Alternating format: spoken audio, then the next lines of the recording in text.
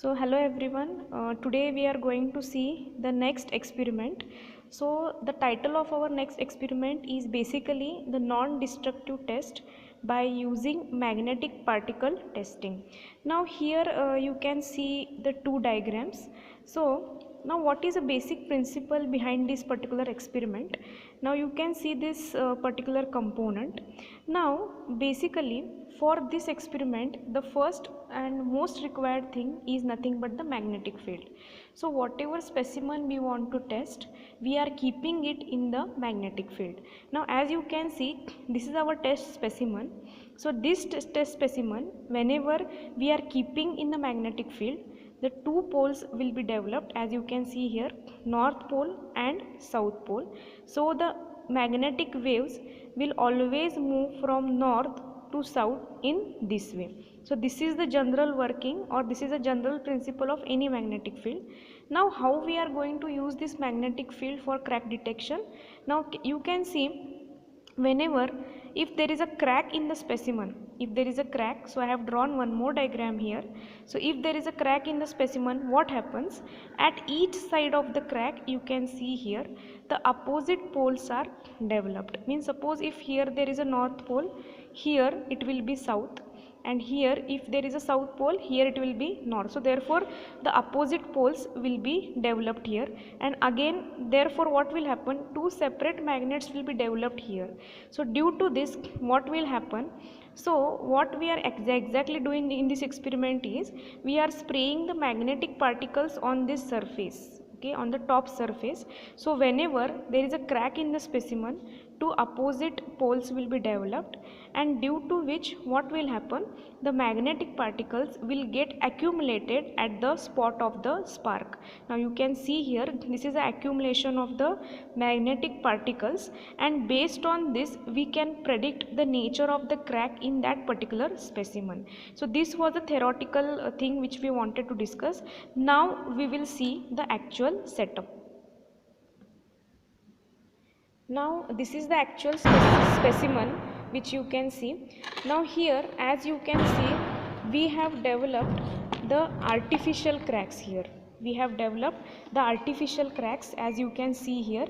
So here for our experiment purpose or for the testing purpose, we have done like this, because unless and until there are cracks in the specimen, we cannot conduct the experiment. So this is our particular specimen, you can see, and this is our magnetic powder, okay, which we are going to use for this experiment purpose. Sometimes this powder, now here it is in the powder form or solid form, but sometimes this particular powder is suspended in the liquid, and at that time such setup is called as, or such magnetic particles are called as a magnetic ink. So they can freely spread over the surface because they are having low friction, but here for our experiment purpose we are using this particular magnetic powder.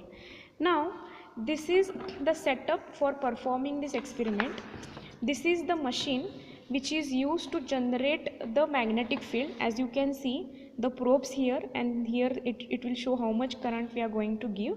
So then we are going to generate the magnetic field in that particular specimen by using these two probes. As you can see, one is a north one and one is a south. So now how we are going to do the experiment? First of all, you have to clean the surface so that it is free from dust, dirt, grease or any oil particles. Then what we are going to do is, we are going to spread the powder. We are going to spread the powder on the surface. So you should make sure that you are thoroughly cleaning the workpiece, otherwise it will give wrong indication. Now you have to just place the powder like this. So you have to just sprinkle the powder on that particular portion. Now because we have generated the artificial cracks below, it will definitely give the readings. Now what you have to do is, you have to hold the two probes, so across both the ends of the workpiece like this, and then you have to press the knob so that the magnetic field will be induced in this particular specimen. Now you can see we are inducing the magnetic field here.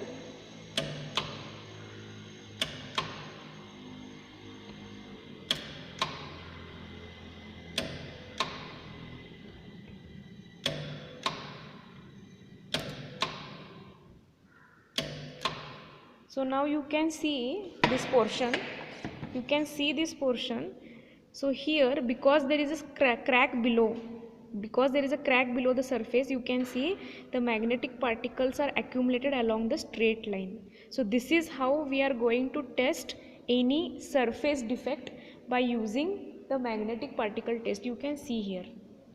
Why we are seeing it like that? Because below this, you can see, I will lift it, below this is a crack, and because of that we were able to see the straight line. So this is called as the magnetic particle test. Now we are going to see the next type. Now this is only, I will give some theoretical background regarding this test, because we are not performing, it is for only demonstration. So I will just tell what is mean by dye-penetrant test. So this is another type of non-destructive test. So why we call it as non-destructive test? Because whenever we are testing any cracks, we are not destructing the specimen here. So therefore it is called as non-destructive test. Now this is the stepwise procedure for the dye-penetrant test. So basically there are 6 steps. So what is the step number 1? Now first of all you have to take the any workpiece which is having crack or which is welded component or anything. So basically you can see the dotted lines here. So it will be having some dirt, dust and so on, or some foreign matters will be there. So the next step is you have to clean it thoroughly. Okay, you have to clean it thoroughly by means of cleaner, by manually or by anything. So and you have to make sure that all the dirt and dust particles are removed completely from the surface. Then the next step is you have to apply the penetrant. So what is a penetrant? Basically it is a liquid. Okay, it is a liquid type component which settles very properly into the cracks. So as soon as you spread this particular penetrant, you have to wait for some time. So that time is called as a dwell time, so that the penetrant or the liquid penetrant moves entirely inside the crack. Unless and until it moves entirely inside the crack, you have to wait for some time. Then afterwards you have to remove the excess penetrants by scraping. Okay, this is excess penetrant, you have to remove it by scraping.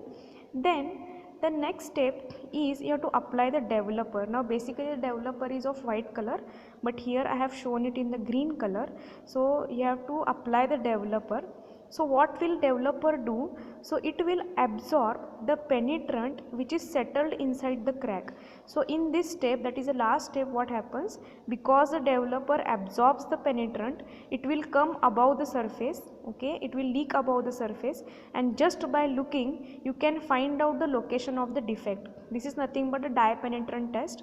So here in our lab we have this cleaner, then this is called as a penetrant, and this is called as the developer.